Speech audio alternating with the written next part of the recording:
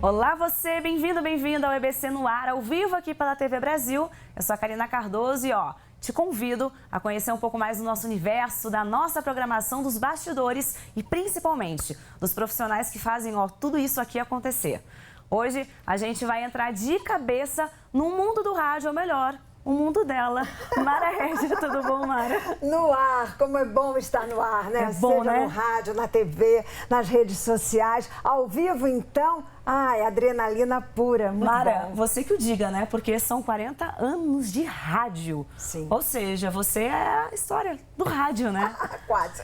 Me conta, muita coisa aconteceu nesse tempo. Você que continua tocando 2 programas de grande sucesso, sobretudo na nossa Amazônia, né? Sim, é verdade. Aliás, eu comecei no rádio pelas portas da Amazônia, quando da criação da Rádio Nacional da Amazônia, para levar a nossa voz simultaneamente para esses 9 estados da Amazônia Legal. E eu, assim, aflita, rouca, falei, meu Deus, que eu vou encontrar? Sabe que você fala, eu fico empolgada, porque não sei se você sabe, mas eu também. Eu comecei na Nacional da Amazônia no rádio e para quem não sabe, a Mara foi minha professora de rádio e foi por causa dela que de verdade eu me apaixonei pelo rádio, pelas suas histórias, porque são muitas histórias. Nesses 40 anos, muita coisa mudou, né, Mara? Ah, sim. Para além do veículo em si, que é apaixonante, porque ele trabalha o sentido mais profundo, você falar o coração das pessoas, aí você estabelece uma conexão que faz com que, de repente, uma pessoa como a Marta, lá do Flamengo, me mandou uma carta dizendo: ai, Mara, escrever uma carta a um amigo é como lhe fazer uma visita para lhe comunicar de como é bom ter o Viva Maria enfeitando os meus dias. Nossa. Então, isso vale a vida, né? Então, assim, é você, através de uma carta, você vai dizer, por que não manda um WhatsApp tão fácil? Mas é porque escrevinhar, como diz a Concessa, personagem que participa muito dos meus programas, escrevinhar é a gente colocar o coração na ponta dos dedos, né? E isso nenhum WhatsApp é capaz de fazer. É verdade. Nenhum podcast. Com toda a tecnologia, né, tanta coisa mudou, e o digital, mas tem coisas que o prazer ainda é muito maior e a gente não pode esquecer que na Amazônia muita gente tem o radinho de pilha, muita gente não tem o celular e a forma de se comunicar é por meio de carta, ainda hoje, né, Mara? Depoimentos incríveis de pessoas que dizem, ah, Mara Régia, o rádio para nós aqui é bússola e calendário. Se não fosse o rádio, a gente nem sabia que ano que a gente estava, né? Sabe que esses dias eu estava vendo uma entrevista sua e você estava contando que teve uma ouvinte sua na Amazônia que dizia que já te resgatou muitas vezes no Rio. E você, mas como assim me resgatou no Rio? É porque ela ficava com o radinho de pilha na beira do rio lavando a roupa e às vezes o radinho caía na água e aí ela me resgatava. Ia ser resgatada. Ai, é muito lindo dizer assim, oh, Mara Régia, você não sabe quantas vezes eu já te salvei das águas. Já te salvei.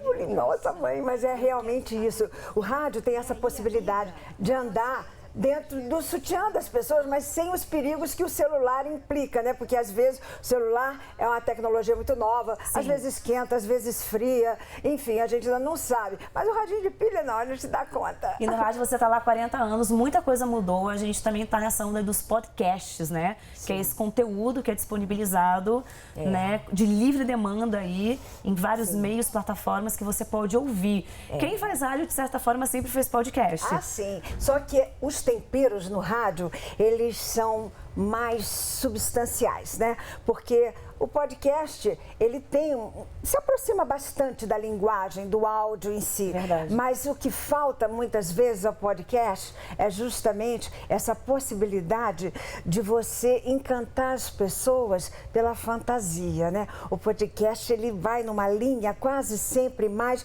da notícia, não é? Daquele mais conteúdo, seca, né? daquele conteúdo. E aí, de repente, no rádio, eu ainda tenho o prazer de chegar numa comunidade na Amazônia e a pessoa dizer, vem aqui conhecer a Mara Régia. Que Mara Régia, meu Deus? Vem ver aquela semente que você me mandou por carta, eu plantei, tá ela aqui, abraça. E aí a gente se abraça, tem aquele contato com a terra, vale a vida. Podcast, o Viva Maria, ficou quantos anos no ar e nos últimos 3 anos agora tá...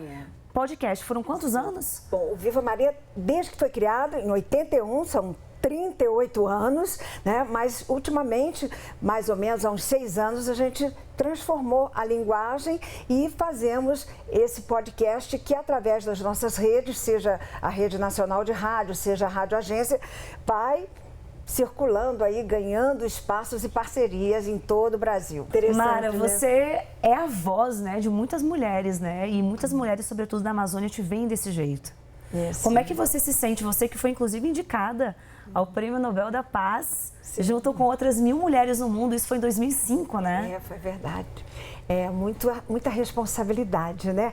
Mas eu acho que, assim, não é tanto o trabalho que eu, Mara Regia, posso fazer no microfone. Quem tem esse trabalho, quem tem essa vida dedicada à terra, essas mulheres tronco, quem é palmeira, é uma dona Raimunda dos Cocos, que agora no céu deve estar lá cantando: ei, não derruba essas palmeiras, não devora os palmeirais. Então são cantigas, são acalantos, poesias, histórias de vida, né? Essa coisa que a gente fica impressionada, a história da parteira que nasceu aos 10 anos. Você sabe, parteira só nasce depois faz o primeiro parto. Essa mulher contando como é que ela, menina, 10 anos, fez o parto da tia, sozinha em casa, ela e a tia.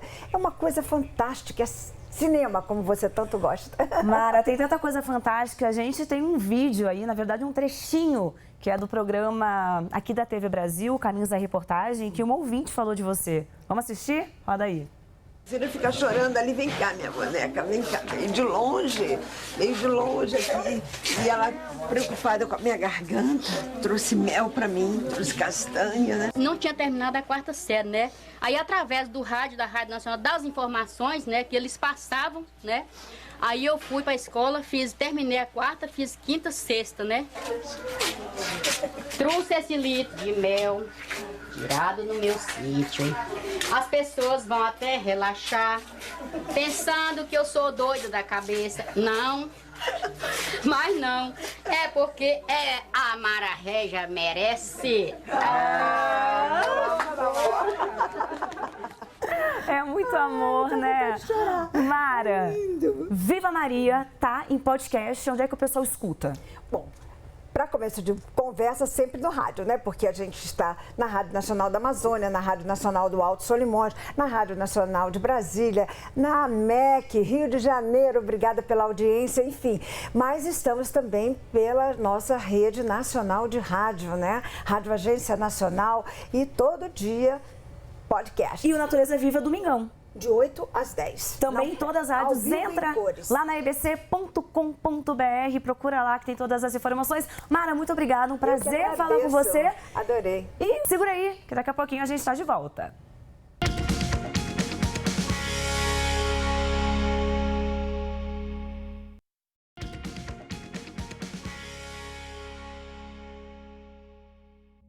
Vamos saber mais sobre o trabalho de um repórter setorista.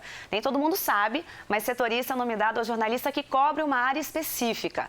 É o caso do Vitor Ribeiro, da Rádio Nacional, ele que é setorista do Supremo Tribunal Federal. Vitor, tudo bom? Oi, tudo bom, Bem-vinda. Karina? Tudo bom, pessoal? Tenho muitas dúvidas. Primeiro, você é setorista no Supremo há quanto tempo? Olha, eu sou setorista desde 2016. Vamos explicar o que é o setorista, né? O setorista é aquele jornalista que tem um trabalho mais específico, uma cobertura mais especializada. Então, é o repórter que cobre, por exemplo, no meu caso, o Supremo Tribunal Federal, é aquele que fica ali na cola dos ministros e que o chefe não perdoa se deixar passar alguma coisa ali no Supremo. Teve uma decisão importante, a gente tem que estar por dentro, tem que estar com a decisão na mão para informar o público da forma mais rápida, mais ágil possível. Karina. E como é isso, assim? É a experiência de dia após dia que faz você ter essa expertise, de ter essa notícia certinha? Tem algum macete? Porque ali os jornalistas também, a grande maioria é setorista. O pessoal se ajuda também nesse processo? Olha, no comitê, tem um comitê de imprensa. O comitê de imprensa é uma salinha onde ficam os jornalistas trabalhando, inclusive quando os ministros não estão lá.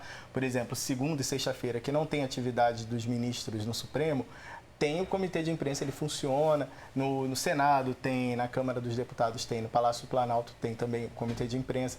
Então, a gente ali no comitê de imprensa do Senado não é muito... Do Supremo, o pessoal não se ajuda muito não, sabe? Mas tem uma concorrência que se forte. ajudam mais? Mas tem, o pessoal de rádio normalmente é muito parceiro. É. O pessoal se ajuda muito. Agora, assim, por exemplo, no Senado o pessoal se ajuda mais, na Câmara o pessoal se ajuda mais. Mas assim, é uma coisa também que às vezes a gente acaba procurando ajuda mesmo fora dali. Por exemplo, chega uma decisão muito difícil de entender. O que eu faço? Eu ligo para um advogado, para um juiz, às vezes para um ex-ministro do Supremo, para saber assim, como é que é essa decisão? Qual é a dessa decisão? Me explica, por favor, tira essa dúvida, para a gente poder passar a informação mais correta. E eles costumam ser abertos porque é uma relação muito de confiança, né, que o jornalista tem com as suas fontes. Ainda que essas fontes não sejam uma fonte específica para aquela matéria, mas vocês utilizam esses personagens, então, para fazer um embasamento? Assim, aqui na EBC a gente tem uma relação muito transparente com o público, com as fontes também, por ser uma empresa pública, né? Então, o que a gente faz? Quando eu vou tirar uma dúvida, eu explico para a fonte que eu estou tirando uma dúvida, que aquela entrevista não vai ao ar. Às vezes a pessoa até se sente um pouco mais à vontade de falar, de explicar melhor, de dizer, olha, é melhor falar isso usando esse termo que as pessoas vão entender de forma mais fácil e não vai estar errado, entendeu? Então, assim, é um tipo de cobertura que exige muito da gente saber explicar isso para o público, porque é uma cobertura que envolve muitos temas, muitos nomes, termos, que são difíceis, às vezes, até para a gente entender. Eu ia justamente perguntar isso, porque existe uma complexidade maior, inclusive, nas palavras, né, que envolve aí o sistema judiciário, a política de forma geral. No começo, foi muito difícil para ti chegar lá. Sou setorista do Supremo Tribunal Federal. Você teve alguma saia justa, algum momento que você teve que, eu preciso aprender melhor sobre isso? Tive, mas assim, eu fui para essa cobertura do Supremo porque eu já tinha feito isso antes. Eu vim para Brasília, eu sou do Rio de Janeiro, eu vim para cá em 2009 e em 2009 pintou uma vaga na TV Justiça. Eu trabalhei um tempo na TV Justiça, então já tinha uma certa intimidade com o tema do judiciário. Quando eu cheguei aqui na rádio em 2015, a primeira cobertura grande que eu fiz foi o julgamento do empresário Nenê Constantino no Tribunal de Justiça aqui de Brasília, do Distrito Federal. E aí eu comecei a fazer as coberturas de judiciário. A primeira vaga que surgiu de setorista foi no Congresso Nacional. Eu fui um tempo setorista no Congresso Nacional, mas aí em 2016 a gente acertou direitinho a equipe na rádio e aí eles me deram a oportunidade de voltar para o Supremo, que é o que eu gosto muito de fazer. Muita gente tem curiosidade, né, de como é que é assim, a rotina, o dia a dia do jornalista. Como é que é a rotina de um setorista? Desde o momento que você chega na redação, você já tem aquela pauta pronta? Muitas vezes a pauta quem faz sou eu. O setorista tem essa vantagem, a gente... Claro, porque você já está naquele universo, você já sabe quais são os temas que estão acontecendo, o que vão acontecer. Exatamente, hoje vai ter julgamento disso, é importante, isso aqui dá para monitorar, dá para fazer esse outro e tal, vamos dar mais foco nesse tema aqui, vamos explicar melhor esse tema que vai render mais. A gente já sabe também, assim, esse julgamento não vai acabar hoje, né? Que tem esses julgamentos do Supremo que demoram dias e dias, então até isso a gente tem que ter essa experiência do setorista ajuda a gente a estar lá e pensar assim, não, o julgamento não vai acabar hoje. Se durar 5 dias, eu vou fazer 5 matérias iguais. O ministro falou isso, o ministro falou aquilo.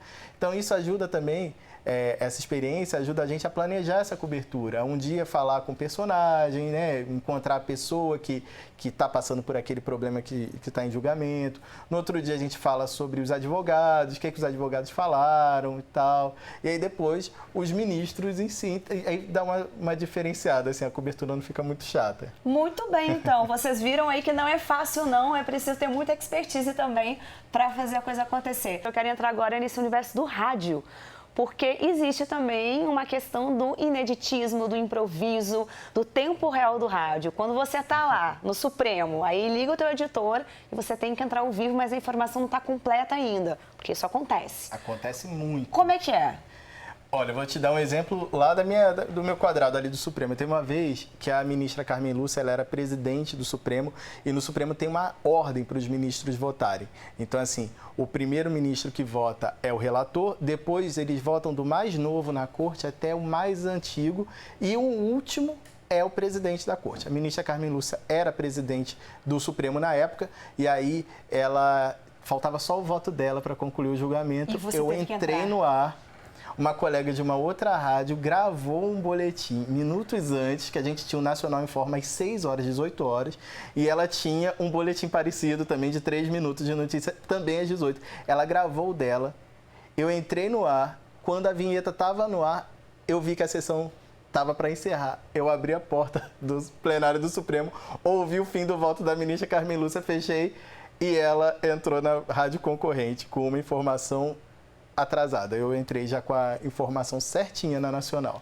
Mas se você não tivesse tido, né, aquele momento de... E também tem a ver com a sua experiência, né? De estar ali aguardando, acompanhar o julgamento de e ver falar... a movimentação e perceber, ó, tá terminando. Você teria dado uma notícia velha. Eu teria feito igual a colega. Caramba, é muita coisa, né, Vitor? Que você tem que estar atento, tem que estar acompanhando, tem que estar vendo. Teve algum outro momento de saia justa aí, nesses anos todos aí de setorista? Não, de saia justa não. Tem aqueles momentos que você desafia os editores, que você combina uma coisa e de repente surge uma informação em cima da hora e você dá uma informação que eles não esperavam. E aí eles ficam meio assim, mas você confirmou isso? Confirmei e tal. E também tem os momentos em que os editores, aqui tem um jornal de 3 minutos, então são notícias muito curtas. Sim. E aí de repente surge alguma novidade, alguma coisa mais importante e eles viram para mim e falam, Vitor, quanto tempo que eu tinha te dado? 1 minuto. Olha, agora você tem 40 segundos. E aí, na hora de entrar no ar, a gente tem que diminuir o texto. E é muito dessa relação, né? Do editor com o jornalista. Tem que ser uma relação de muita confiança, né? A confiança está na base ali do fazer jornalismo aqui, de botar a pessoa no ar e acreditar que ela vai fazer o negócio direitinho. Gente, o Vitor trabalha na rádio e ele gravou esses dias um vídeo muito legal, onde ele percorreu um pouco desse universo aqui na Empresa Brasil de Comunicação. Vou pedir para rodar o VT aí, para a gente conversar depois sobre ele. Oi pessoal, eu sou o Vitor Ribeiro da Rádio Nacional. Eu vou levar você para conhecer um pouquinho da Rádio Nacional aqui em Brasília. Nos corredores da EBC a gente já vê o estúdio do ar da Rádio Nacional AM. A gente vai entrar agora na redação da rádio. Pro lado de cá, assim, olha, fica a parte da programação da rádio.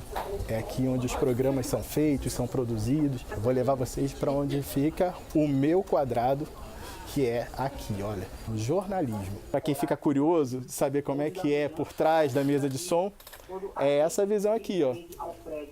Então é isso. Vocês conheceram um pouquinho da Rádio Nacional, acompanha a gente. Um abraço para todo mundo e até o nosso próximo encontro. Tá aí, a Rádio Nacional, que é a rádio que faz história, né?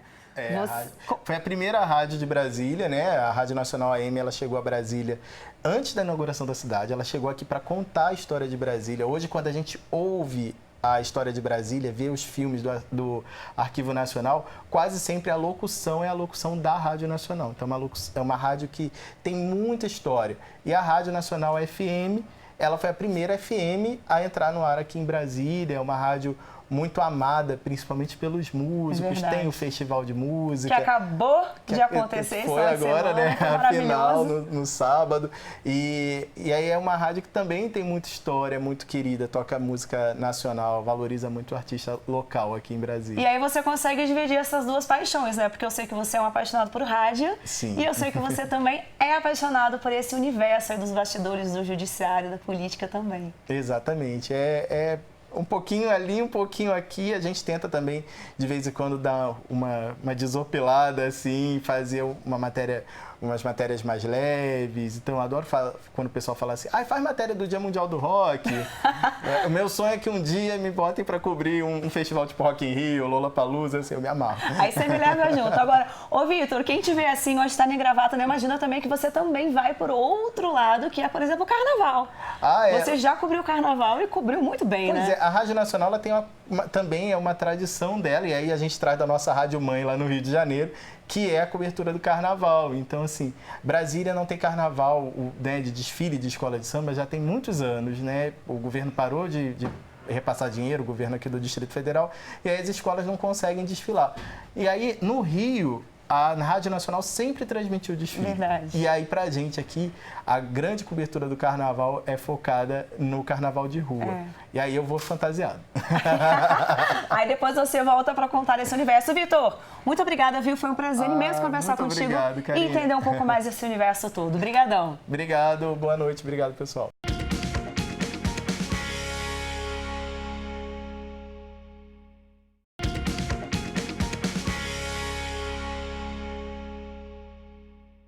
É hora de saber o que tem para hoje. Às 9 da noite, no Impressões, Catiúcia Neri conversa com o ministro-chefe da Secretaria de Governo, General Luiz Eduardo Ramos. Existem aqueles que implodem as pontes ou não querem de modo nenhum que haja essa ligação. Eu quero ter o privilégio, eu quero ter a alegria, até a honra, né? A felicidade de ser o elemento que construi essa ponte. Às 9h30, no Verão TV Brasil Animada, os detetives do Prédio Azul invadem a telinha com novas histórias. Segura aqui no Prédio Azul. Às 22h30, no Verão Show, o bloco Olodum comemora os seus 40 anos em show realizado na Concha Acústica do Teatro Castro Alves, em Salvador. E às 23h30, no Cine Verão, tem o documentário inédito do realizador Paulo Azevedo, que aborda a história do Teatro Elinga. Trânsito ali pelas bandas do 1º de maio para quem segue desse aeroporto, Paga Garcia diz que está duro. E para entrar no clima, agora você curte um pouquinho do show do Olodum. Na Bahia existe o Etiópia, pro Nordeste o país vira as costas, cadê lá vou eu? Oi, oi, nós somos capazes, o nosso Deus a verdade nos traz. Monumento da força e da paz, diga aí lá vou eu.